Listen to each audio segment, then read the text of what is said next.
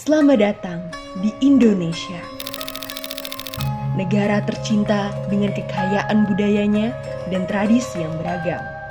Di negeri yang kaya ini, terdapat warisan yang telah dijaga dan dilestarikan selama berabad-abad. Seni yang telah menjadi bagian dari kehidupan masyarakat Indonesia, khususnya di Jawa, yaitu wayang kulit.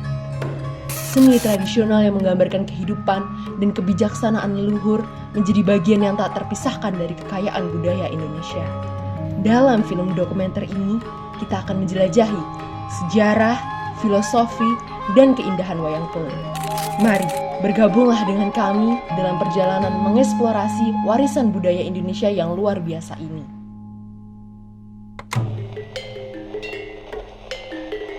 Keberadaan wayang sendiri telah ada sejak zaman prasejarah.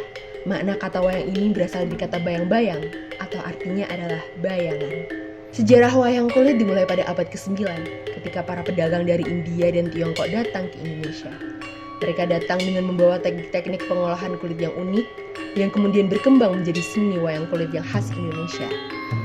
Saat itu, wayang awalnya hanya digunakan sebagai sarana untuk berkomunikasi dengan roh-roh leluhur. Namun, pada abad ke-10, wayang mulai berkembang menjadi sebuah seni pertunjukan.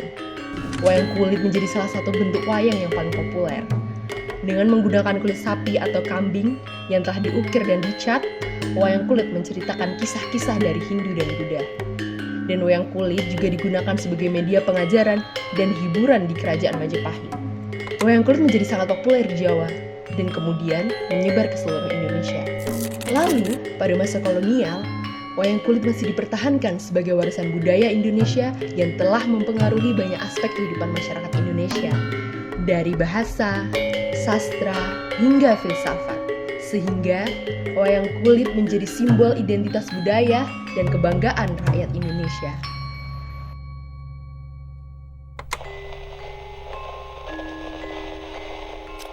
Proses produksi wayang kulit tidak hanya melibatkan seniman, tetapi juga para pengrajin yang dengan teliti membuat setiap detail dari boneka kulit yang indah ini. Wayang juga telah menjadi sumber inspirasi bagi banyak seniman dan pengrajin. Dengan menggunakan teknik-teknik tradisional, wayang terus berkembang dan berinovasi.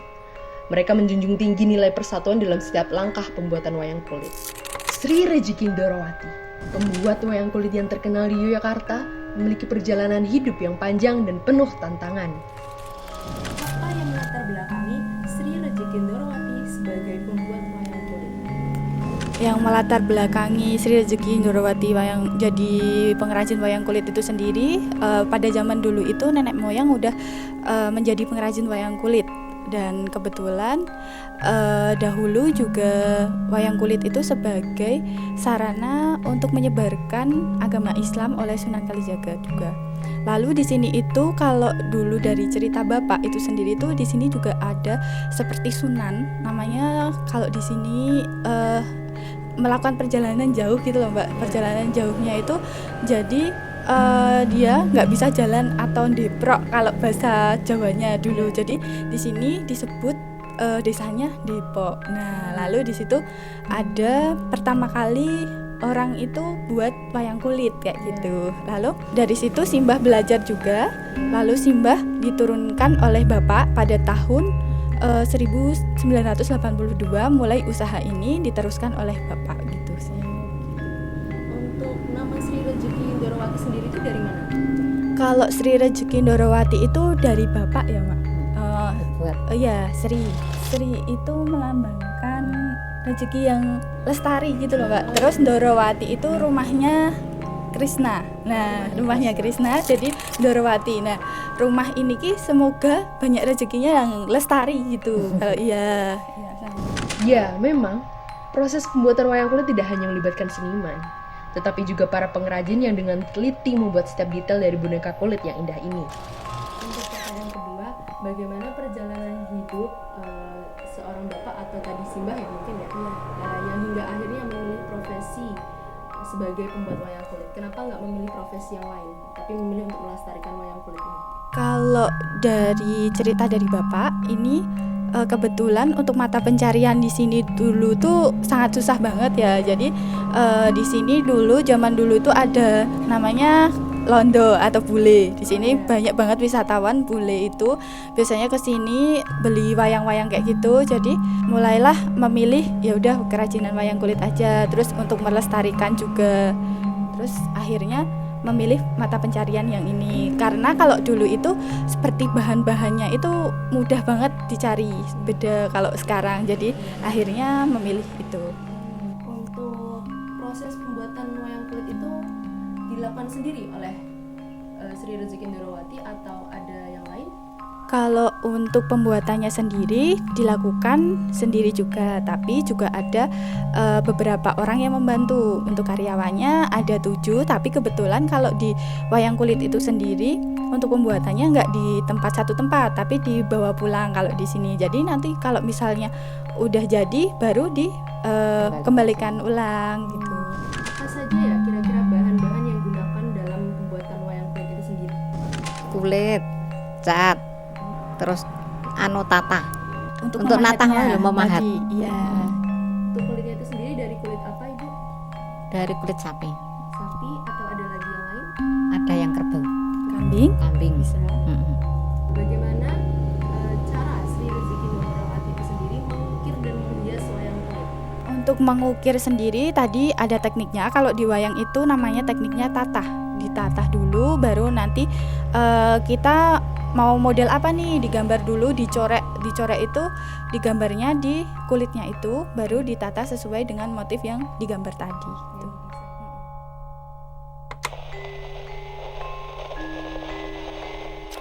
Wayang kulit bukan hanya sekedar hiburan, tetapi juga memiliki makna dan nilai yang sangat penting. Wayang kulit dapat menjadi alat untuk mengajar dan memberikan kesadaran kepada orang-orang tentang nilai kehidupan. Apa makna dan nilai wayang kulit bagi Sri Rezeki Ndorowati? Kalau nilai dan maknanya itu sendiri kan wayang kulit itu wahyang ya. Wahyang itu menuju Sang Maha Kuasa gitu kan. Terus sebagai wayang itu bayangan. Kalau di wayang kulit itu sendiri kan ada kelir, ada gebernya itu, terus ada kayak kain morinya itu. Terus di sana tuh menggambarkan wayang itu dalam kehidupan sehari-hari dari orang dari lahir terus sampai meninggalnya itu diceritain di situ. Terus setiap karakter wayang itu beda-beda. Jadi kita bisa mengambil nilai dari salah satu wayang, misalnya si Semar itu mempunyai jiwa kepemimpinan, kebijaksanaan yang bagus. Jadi di wayang itu kita bisa belajar tentang etika, moral, kejujuran dan lain-lain seperti itu. Kira-kira bagaimana nih Mbak, menurut Mbak itu wayang kulit dapat menjadi bagian dari kebudayaan dan identitas masyarakat? Untuk wayang kulit itu sendiri kan sekarang udah diakui oleh UNESCO ya pada tanggal 7 November 2023 itu sendiri sebagai identitasnya. Di Jawa itu sendiri kan sekarang kayak wayang, kalau tahu wayang pasti dari Jawa nih kayak gitu. Terus sekarang juga kebetulan lebih spesifik lagi, kamu misalnya ditanya rumahmu mana, yang kerajinan wayang itu ya. Nah jadi identitas juga, di Pucung kayak gitu. Bagaimana harapan Sri Rezeki Ndorowati sendiri untuk masa depan wayang kulit dan kebudayaan tradisional di Indonesia? Harapannya itu sendiri karena saat ini kita itu harus mengikuti perkembangan zaman, kita juga harus modifikasi juga wayang kulit. Iya, berinovasi juga. Kalau misalnya wayangnya itu harus tetap ya seperti itu juga, tapi kalau misalnya nanti diinovasi jangan sampai aslinya juga ikut berubah juga kayak gitu sih. Jadi kami mengajak semua generasi, terutama generasi muda juga ikut melestarikan juga, jangan sampai wayang kulit ini punah gitu.